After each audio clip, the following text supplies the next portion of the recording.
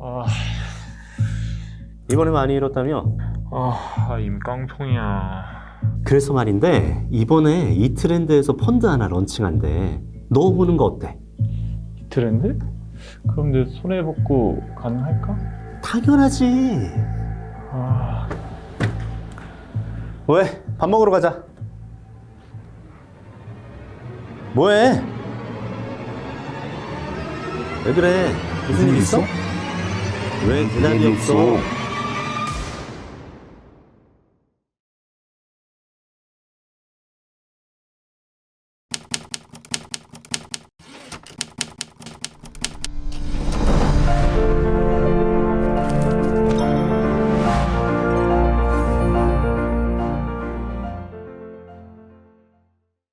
네, 안녕하십니까. 저는 작년 4월경에 20년 이상 다녔던 회사의 희망퇴직을 신청하고 지금은 이제 다양한 엔잡러 활동을 하고 있는 유튜버이자 그 다음에 미국 배당 투자자 황금별이라고 하는데요. 제가 지난 4년 동안 은퇴를 준비하면서 기록해왔던 것들을 가지고 미국 주식 배당 ETF 투자 습관이라는 이번에 책을 내게 됐습니다. 그래서 작가로도 활동하고 있고 다양한 부수입을 올리면서 즐겁게 살아가고 있는 사이드 파이어적 황금별이라고 합니다. 네, 반갑습니다.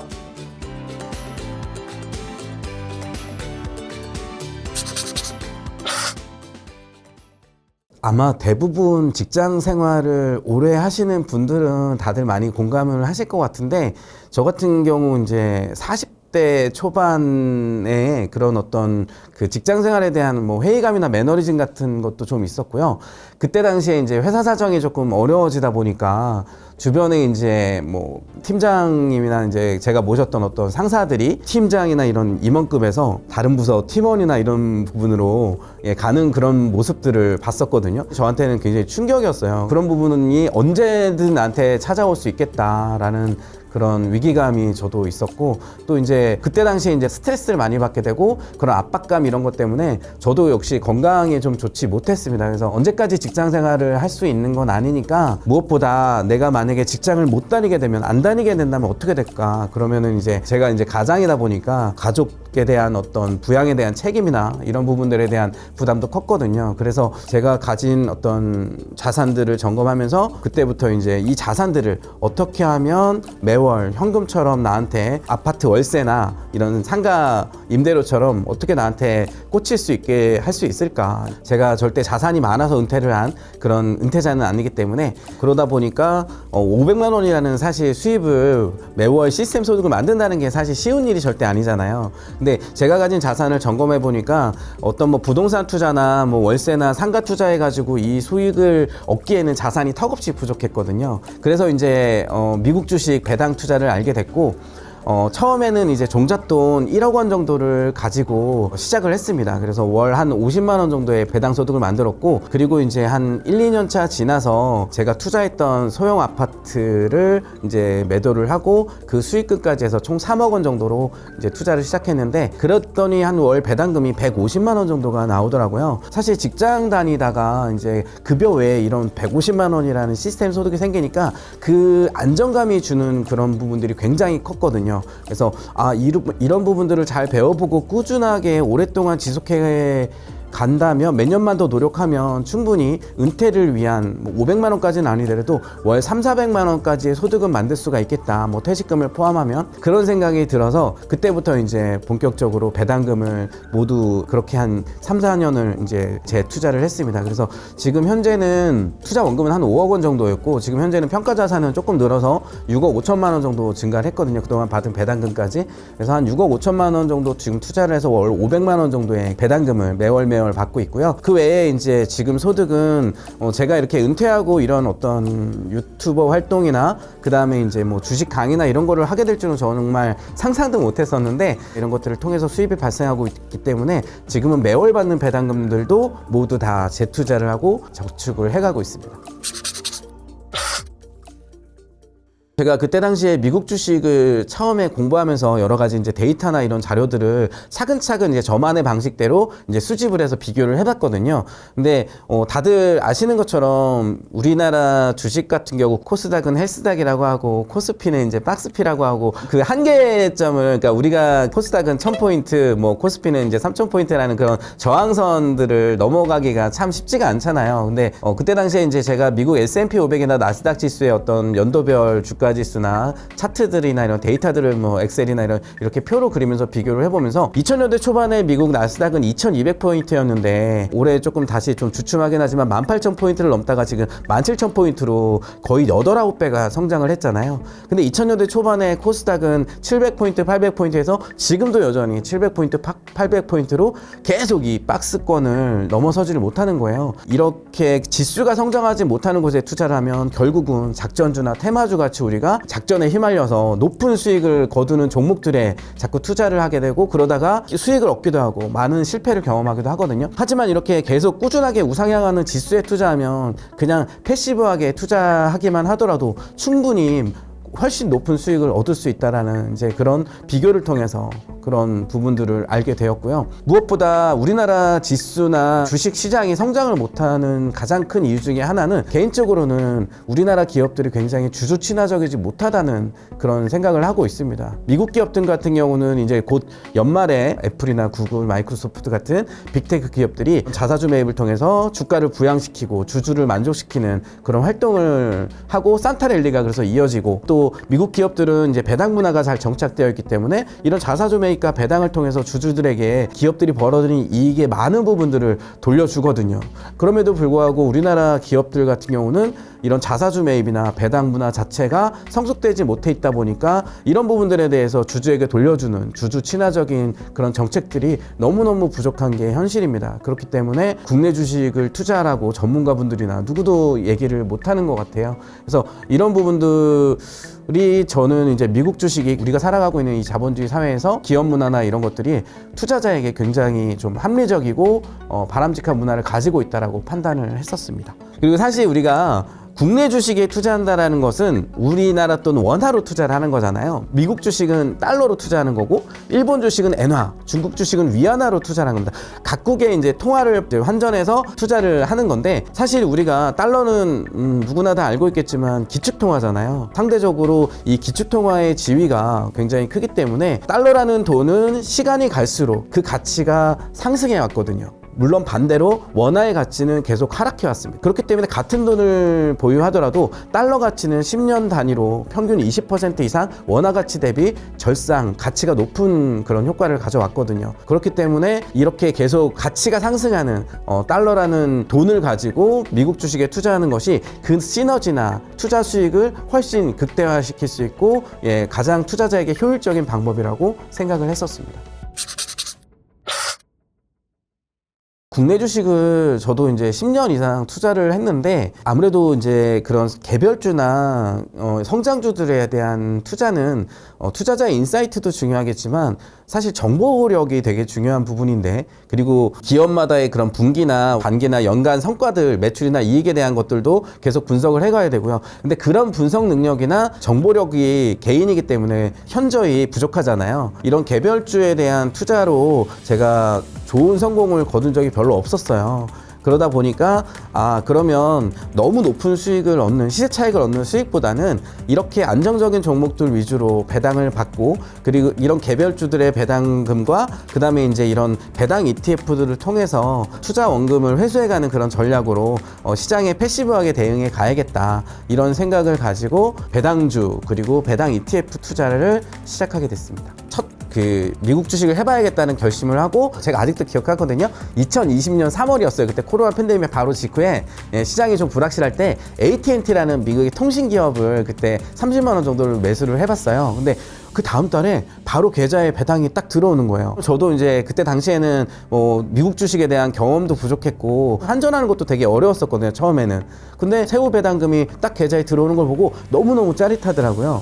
그래서 그때 이거를 본격적으로 한번 해봐야겠다라고 생각해서 이제 청약저축이랑 예금이 조금 있었어요. 그래서 한 그 2천만 원 정도의 예금을 가지고 4월 달부터 본격적으로 한번 시작을 해봤고, 그리고 나서 이제 어느 정도 이 부분에 대한 은퇴 준비로 괜찮겠다, 현금 흐름을 만들어 가는데 괜찮겠다라는 생각이 들어서 그해 가을에 제가 이제 종신보험과 개인연금을 모두 해약하고 그 돈 종잣돈 1억 원을 만들어서 이제 그때 이제 코카콜라와 그때 당시에 SPYD, SPHD, SCHD 같은 이런 배당 ETF들을 처음 경험하게 됐었습니다. 그렇게 1억 원 정도를 하다 보니까 월 배당금으로 한 50만 원 정도가 들어오더라고요.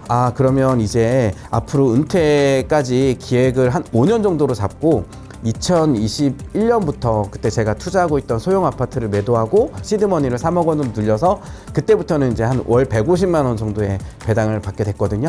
그래서 2021년과 2022년 2년 동안의 배당금을 2,500만 원 정도 받았어요. 그래서 그 배당금을 다 차곡차곡 모았고 재투자를 했습니다.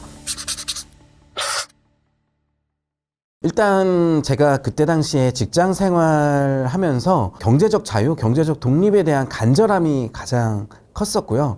근데 그 간절함 가운데 사실 40대가 넘어가면 이미 20, 30대에 뭐 여러 가지 다양한 투자들을 경험하게 되잖아요. 부동산 투자나 뭐 국내 주식 투자나 이런 투자들을 경험하면서 시장이 얼마나 무섭고 냉혹하고 이런 것들을 깨닫게 됐기 때문에 이번에 40대 이후의 투자는 실패하면 안 된다. 그래서 직장 생활에 대한 탈출에 대한 절박함과 그 은퇴 준비에 대한 간절함, 이런 것들이 좀 섞여서 오히려 저를 시장 앞에 되게 겸손하게 만들었던 것 같아요. 그렇게 배당 투자를 하다 보니까 사실 배당주 같은 경우는 시장의 상승기나 성장기에는 약간의 포모가 올 수도 있거든요. 왜 남들은 다 뭐 테슬라, 엔비디아, 뭐 그다음에 QQQ나 이런 시장 지수들이 엄청나게 상승을 하고 성장하는 가운데 내 주식이나 이런 시세 상승률은 되게 더디거나 둔화될 수가 있어요. 근데 또 반면에 이런 시장의 하락기나 침체기가 들어올 때는 막 시장이 무섭게 뭐 나스닥이나 이런 시장 지수가 한번 빠질 때는 뭐 30%나 반토막이 나기도 하잖아요. 이렇게 빠질 때는 상대적으로 이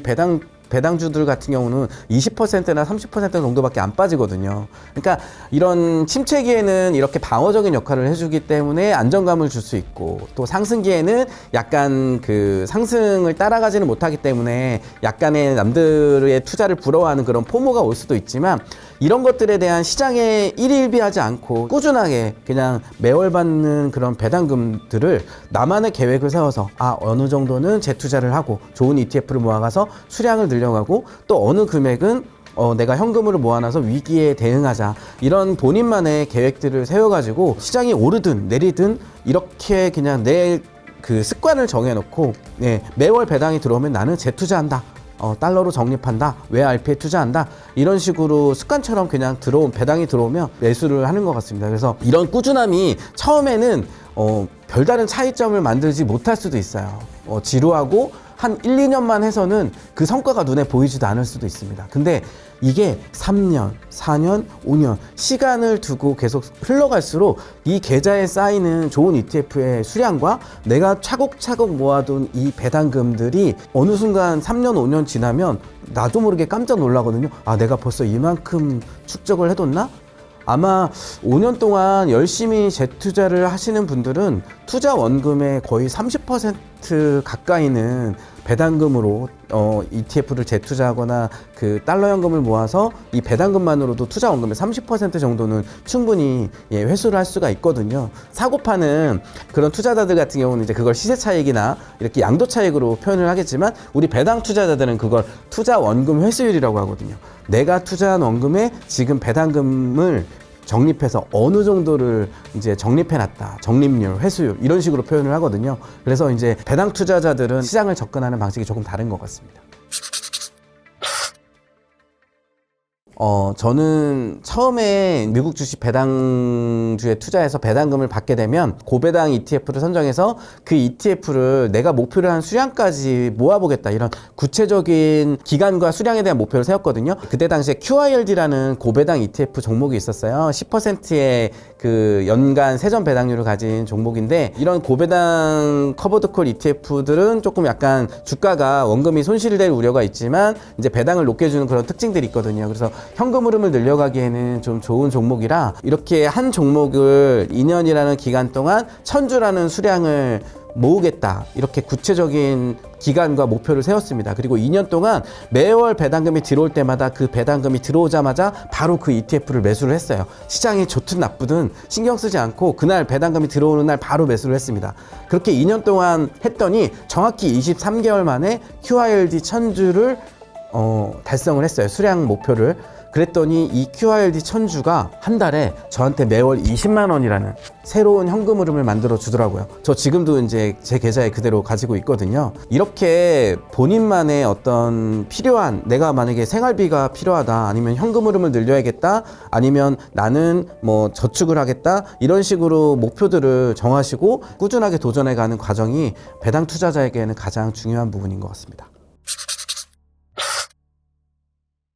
사실 이제 투자를 처음에는 이렇게 안정적인 종목들 중심으로 뭐 코카콜라 같은 기업이나 아니면은 이제 뭐 SCHD나 제피 같은 그런 안정적인 배당 종목으로 이제 투자를 경험하신 다음에 이제 어느 정도 투자 경험이 쌓이시면 조금 더 그 다양한 종목들을 경험해 보시는 게 좋거든요. 사실 미국에는 3,000개가 넘는 수많은 ETF가 있지만 그 ETF들이 하나하나 각각의 특징 그리고 장단점들을 가지고 있습니다. 3,000개를 모두 경험할 수는 없겠지만 그 각 섹터나 종류별 ETF의 대표 ETF들을 경험하시면서 그 ETF들을 학습해 가시는 과정들이 중요한 것 같습니다. 그래야 나중에 은퇴 후에 나만의 건강한 포트폴리오를 만들 수가 있거든요.